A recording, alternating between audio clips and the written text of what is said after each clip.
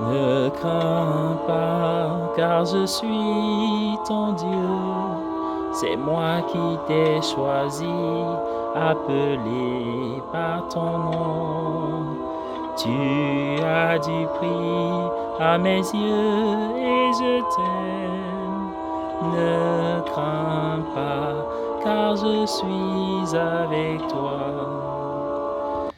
C'est par ce refrain que nous commençons notre halte spirituelle pour la journée. Bonjour à tous et à toutes. Vous faites bien de vous connecter en ce 7 mars 2021 où l'évangile qui nous est proposé est un extrait de Jean au chapitre 2, versets 13 à 25.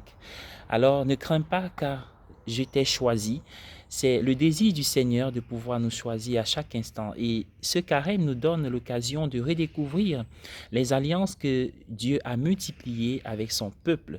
Souvenons-nous, au premier dimanche de carême, c'était l'alliance à l'époque de Noé. L'arc-en-ciel signifiait le désir du Seigneur de ne plus jamais se détourner de son peuple.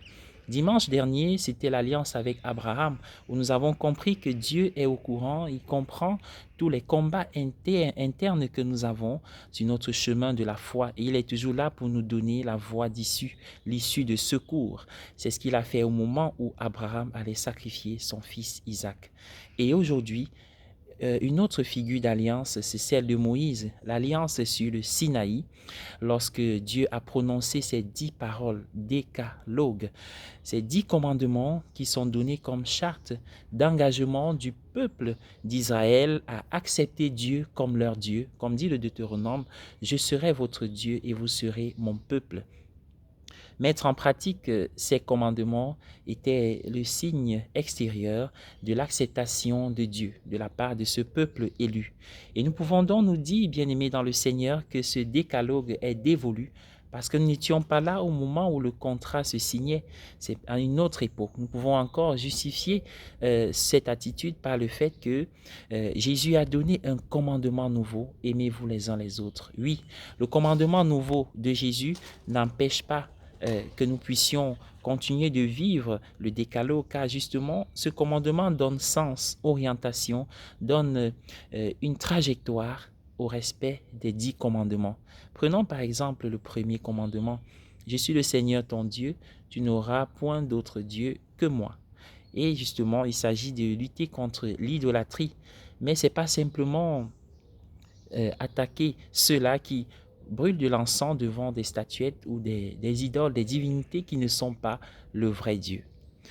Mais c'est aussi en profondeur lutter contre cette tendance qui est peut-être en nous, et le temps de carême nous y aide à pouvoir faire passer des choses avant et devant le Seigneur. Par exemple, la tendance matérialiste qui nous fait passer le matériel argent comme notre Dieu. Et c'est pour ceux qui vivent dans la promiscuité, fait passer notre corps comme notre Dieu. Et pour ceux qui sont des narcissiques ou alors des égoïstes, ça nous arrive souvent. Faire de nous-mêmes notre propre Dieu. Et peut-être l'humanité aujourd'hui a besoin de revoir ses positions, ses engagements, ses orientations pour pouvoir revenir sur les chemins du Seigneur. C'est d'ailleurs son désir.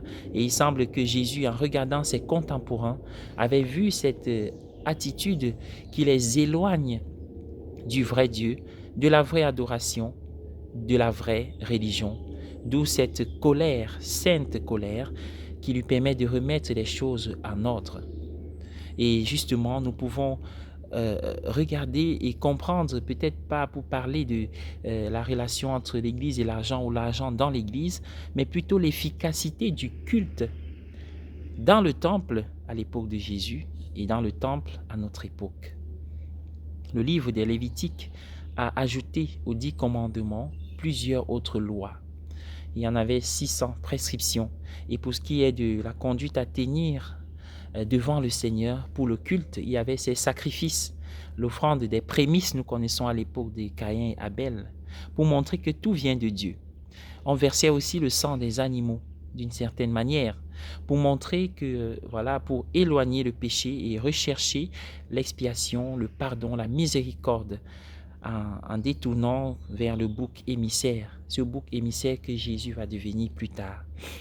Mais avec l'évolution chez les prophètes et les théologiens de l'époque, on a compris que ces rites extérieurs devaient avoir une incidence dans notre vie intérieure, d'où le psaume 51. Tu ne repousses pas, ô mon Dieu, un cœur brisé et broyé. Oui, la conversion a plus de valeur que l'odeur des holocaustes.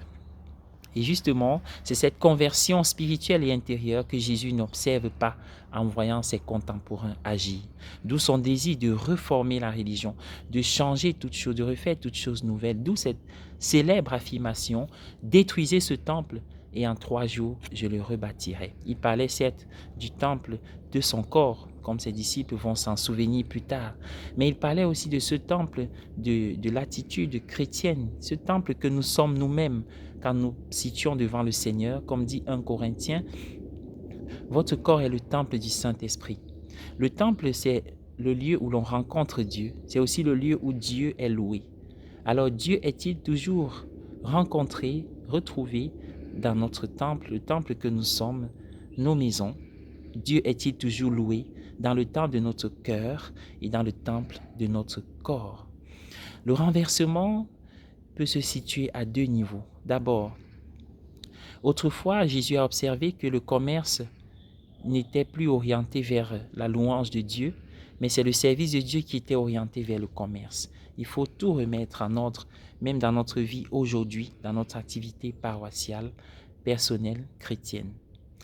Deuxièmement, ce sont plus les hommes qui offrent le sang des animaux pour avoir le pardon, mais c'est Dieu lui-même qui s'offre en victime expiatoire pour nous octroyer, nous donner sa miséricorde et son pardon. Voilà le double renversement a opéré. Alors dans cette Eucharistie où nous rencontrons vraiment le Seigneur, nous sommes invités au quotidien à revisiter le temple de nos cœurs, de nos corps, pour les laisser purifier par l'Esprit Saint, afin que lui, il regarde, il observe, il nous aide à gérer ce trafic et ce commerce qui se vit au fond de nous-mêmes, pour nous rendre agréables au Seigneur, pour que les autres trouvent le Seigneur en nous, dans ce que nous faisons et disons, et que nous puissions rencontrer le Seigneur dans le sanctuaire de notre cœur, mais aussi dans le sanctuaire du temple, car nous pouvons être dans le temple sans rencontrer Dieu. Bonne journée à tous, bon dimanche, et que ce soleil levant nous éclaire et nous donne la joie, même en temps de carême.